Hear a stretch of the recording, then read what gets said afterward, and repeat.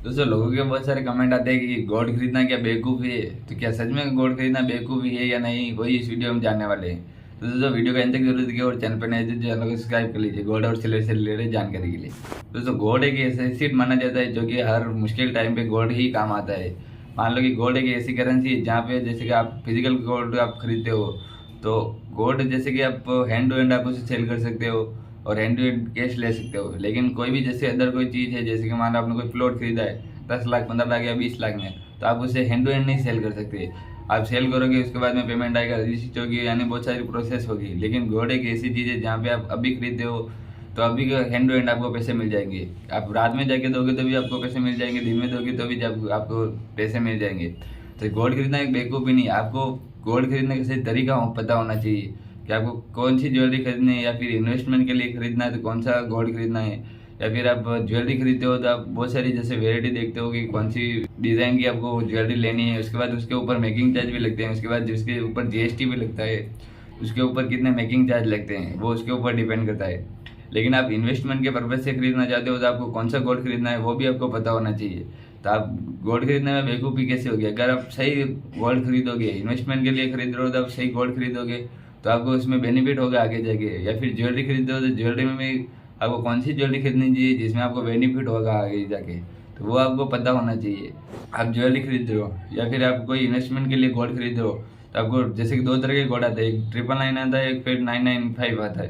तो आप दोनों में से कोई से भी करो, लेकिन लॉन्ग टर्म के लिए रखोगे या फिर आपको फिजिकल गोल्ड आपके पास पड़ा है तो आपको कोई टेंशन की जरूरत नहीं है। आप लॉन्ग टाइम पे रखो, 2 साल रखो, 5 साल रखो, जैसे गोल्ड की रेट बढ़े तो आपको इसमें आपके बेनिफिट ही होने वाला है। लेकिन आपके पास जो पेमेंट पड़ा है, मान लो कि आपके पास 5 लाख पड़ा है, 2 लाख पड़ा है, जो भी पेमेंट आपके पास पड़ा है, तो उसको आप बैंक में रख दोगे तो भी वो पेमेंट बढ़ने वाला नहीं है। लेकिन गोल्ड जैसे गोल्ड की रेट बढ़ेगी या फिर आने वाले टाइम में गोल्ड की रेट और भी बढ़ेगी, तो उसमें आपकी जो गोल्ड की प्राइस है वो भी बढ़ेंगे। तो आप उसे सेल करोगे तो आपको गोल्ड के जो पैसे हैं वो थोड़े ज़्यादा मिलेंगे।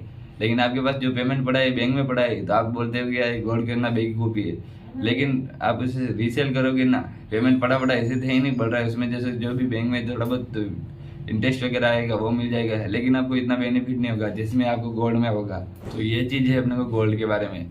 तो इसमें ये होता है कि अगर किसी के ज्वेलर्स पे जैसे कभी कभी स्कीम भी चलती है कि 0% मेकिंग चार्ज, फिर 2% या 5% मेकिंग चार्ज पे आपको गोल्ड दे रहे हैं। तो वैसे भी आप गोल्ड खरीद सकते हो। इसमें आपको ये भी फाइनेट है कि आप ज्वेलरी खरीदना चाहते हो, ज्वेलरी भी आपको मिल जाएगी और कम मेकिंग चार्ज में मिल जाएगी। उसके बाद में आप कुछ टाइम पहनगे या फिर साल 2 साल फिर 5 साल में आप उसे रिसेल करोगे तो आपके जो मेकिंग चार्ज के पैसे होंगे वो भी वसूल हो जाएंगे। उसके बाद में जो गोल्ड की रेट बढ़ेगी उसके भी आपको पैसे मिल जाएंगे।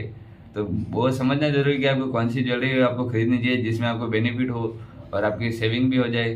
तो दोनों काम ऐसे हो सकते हैं। एक फिजिकल गोल्ड आप खरीदते हो तो एक करेंसी है जिस तरह से आप कभी भी इसको रीसेल कर सकते हो। इसमें आपको गोल्ड में बेनिफिट ही है, कोई नुकसान नहीं है आगे जाके।